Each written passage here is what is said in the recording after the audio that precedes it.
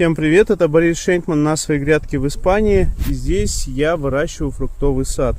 Вы можете посмотреть на видео, сказать, где здесь одни кучи, какие-то, что-то все дымит. Но на самом деле там, за этими кучами, растут фруктовые деревья. Сегодня я продолжу разбирать вот эту кучу с тростником, для того, чтобы потом здесь сделать одну большую грядку для картошки и тыквы. И применил новейшую методику. Я решил здесь прямо запалить огонь, для того, чтобы он вот эту вот часть сжег. И все пошло хорошо. Вы видите, что сгорело достаточно много, но это не понравилось пожарникам.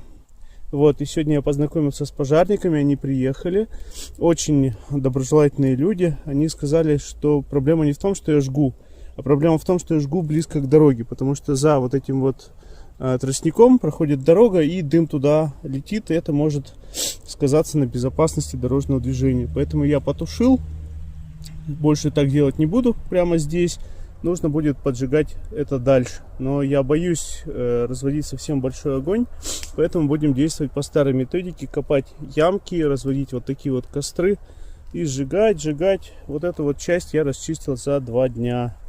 Ну, то есть мне нужно еще, наверное, дня 3-4 для того, чтобы справиться более-менее вот с этой вот кучкой.